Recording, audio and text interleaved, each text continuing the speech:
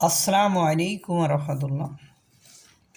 ধানমন্ডি ৩২ নম্বর বাড়িটি ভাঙার পরে বিশ্বের বিভিন্ন দেশের পত্রিকা যেমন মালয়েশিয়া, রয়টার্স, ভারত, পাকিস্তান তাদের গণমাধ্যমগুলোতে সংবাদ ছাপানো হয়েছে আজকে।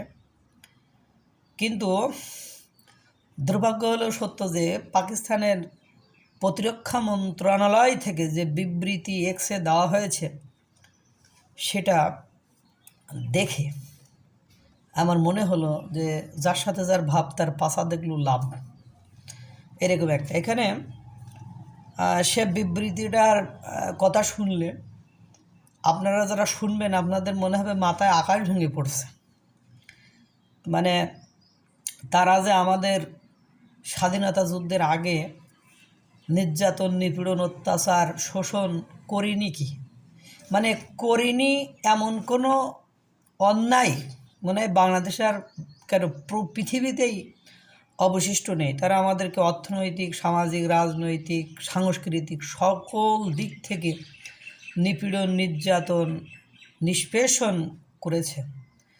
তা ধানমন্ডি ৩২ নম্বর ভাঙার পরে পাকিস্তানের প্রতিরক্ষা মন্ত্রণালয় প্রতিক্রিয়ায় এক্সে করা এক পোস্টে তারা লিখেছে, কি লিখেছে? এর মাধ্যমে এক বিশ্বাসঘাতকের, মানে ধানমন্ডি ৩২ নম্বর ভাঙায়ের মাধ্যমে এক বিশ্বাসঘাতকের উত্তরাধিকারের অবসান হলো।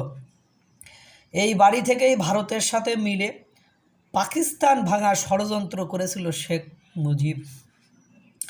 মানে আওয়ামী লীগালারা, মুক্তিযোদ্ধা সপক্ষের লোকেরা এটাকে বাংলাদেশের ইতিহাসের একটা গুরুত্বপূর্ণ জায়গা বলে বিবেচনা করে, অথচ পাকিস্তানের প্রতিরক্ষা মন্ত্রণালয় তারা বলছে যে এর মাধ্যমে এক বিশ্বাসঘাতকের উত্তরাধিকারের অবসান হলো। এই বাড়ি থেকেই ভারতের সাথে মিলে পাকিস্তান ভাঙার ষড়যন্ত্র করেছিল শেখ মুজিব। মানে যে মুক্তিযুদ্ধটা হয়েছিল পূর্ব পাকিস্তান এবং পশ্চিম পাকিস্তান যে আলাদা হয়েছিল, সেই আলাদা হওয়ার ষড়যন্ত্র করেছিল ভারতের সাথে বসে শেখ মুজিবুর রহমান এই ধানমন্ডি ৩২ নম্বর বাড়ির থেকে। আপনারা জানেন জামাতের আমির ডক্টর শফিকুর রহমান উনি বলেছিলেন যে উস্কানিতে পা দিয়ে আমরা কোনো কিছু না করি, আমরা ধৈর্য ধারণ করি। এটা নিয়ে রিয়াক্টের জোড়নে শফিকুর রহমান সাহেব উনি পরবর্তীতে আবার বলেছেন যে আজকে যে ঘটনা ঘটেছে এর জন্য শেখ হাসিনাই দায়ী। উপায় নেই, গোলাম হোসেনের মতো অবস্থা। কারণ উনি রাজনীতি বোঝেন, উনি রাজনীতি শফিকুর রহমান বোঝেন। অবশ্য উনি যেমন পোস্টটাকে ডিলেট করেছে, তার কর্মীদের রিয়াক্টের জোড়নে, কমেন্টের জোড়নে হয়তোবা অনেকে আবার ফোনও দিয়েছে, এ কারণে হয়তোবা উনি আবার পোস্টটা উইথড্র করে নিতে বা উনি ওই বিষয়টা থেকে সরে গিয়েছেন। এবং পশ্চিম পাকিস্তান তারা কোন বুদ্ধিতে, কোন জ্ঞানে একথা বলল যে পাকিস্তান ভাঙার ষড়যন্ত্র করেছিল শেখ মুজিব। এবং আপনারা জানেন এই বঙ্গবন্ধু শেখ মুজিবুর রহমানের বাড়িটি ভাঙার পেছনে অন্যতম কারিগর হলো পিনাকি আর ইলিয়াস। তারা পিনাকি, ইলিয়াস এবং জুলকারনাইন পরবর্তীতে যোগ হয়েছে ওর সাথে, তিনজন। আপনারা তো জানেন ইলিয়াস ডিরেক্টলি বলে আমি পাকিস্তানকে ভালোবাসি, পাকিস্তানের হয়ে কাজ করি ইত্যাদি ইত্যাদি। আর পিনাকির তো বলাই যায় না যে পিনাকি ও তো আর একটা প্রোডাক্ট। এখন বোঝা গেল এই যে ধানমন্ডি ৩২ নম্বরটা ভেঙেছে বা ভাঙা হয়েছে এর অন্যতম কারিগর হলো পাকিস্তান। কারণ পাকিস্তানের সাথে কন্ট্যাক্ট করে, যোগাযোগ করে হয়তোবা এই পিনাকি আর ইলিয়াস ওদের কাছ থেকে বুদ্ধি নিয়েছে, নেওয়ার পরে এই ঘটনাটা ঘটিয়েছে। এবং আপনারা দেখছেন যে ৫ই আগস্টের পরে পাকিস্তানের সাথে বাংলাদেশ সরকারের কি মহরম সম্পর্ক। যদিও এই সম্পর্কের কারণে এখনও আমরা কোনো বেনিফিট পাইনি, বাংলাদেশের মানুষ এখনও কোনো উপকার পায়নি, কিন্তু একটা উপকার পেয়েছে। অবশ্যই এই উপকারটা হলো এই যে বঙ্গবন্ধুর বাড়ি ভেঙে ফেলা। বঙ্গবন্ধু হলো বিশ্বাসঘাতক, বেঈমান।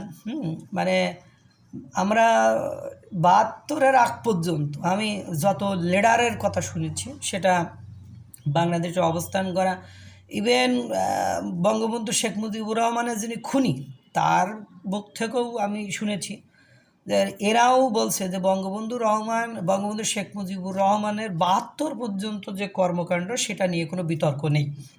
তিনি নিঃসন্দেহে ৭২ পর্যন্ত একটা অসাধারণ ব্যক্তিত্ব, এবং তিনি স্বাধীনতা যুদ্ধের অগ্রনায়ক, মানে মহানায়ক, একথা। এবং এক্ষুনি কর্নেল রশিদ, উনি তো বলেছেন যে বঙ্গবন্ধুকে জাতির পিতা মেনে নিতে আমার কোনো আপত্তি নেই। আর সেই ব্যক্তিকে একজন বিশ্বাসঘাতক, তো ওরা যে আমাদের দেশের সম্পদ চুরি করে নিয়ে যে ওই দেশে বিল্ডিং বানানো, অট্টালিকা বানালো, আমাদের দেশের মানুষকে চাকরি দিল না, আমাদের দেশের মানুষ যারা জনগণের ভোটে নির্বাচিত হলো তাদেরকে সংসদে যেতে দিল না, তাদেরকে ক্ষমতায় বসতে দিল না, আমাদের ভাষাটাকে কেড়ে নেওয়ার চেষ্টা করলো, আমাদের মা বোনদেরকে তারা মানে ধর্ষণ করলো, আমাদের লক্ষ লক্ষ মানুষকে তারা হত্যা করলো। এটা কিন্তু কোনো অপরাধ নয়। যত অপরাধ করেছে ৩২ নম্বরে বসে এই বঙ্গবন্ধু শেখ মুজিবুর রহমান, এটাও আজকে আমাদেরকে উপহার হিসাবে পেতে হলো। আল্লাহ তাআলা আরও যে কত কিছু দেখাবে সেটা আল্লাহই ভালো জানেন। আল্লাহ তাআলা আমাদেরকে এই অপ্রীতিকর, অস্বস্তিকর আর এই ধরনের উদ্ভট কথাবার্তা শোনা থেকে বিরত রাখুক, এবং আমাদের একটু শুভবুদ্ধির উদয় হোক। আসসালামু আলাইকুম ওয়া রাহমাতুল্লাহ।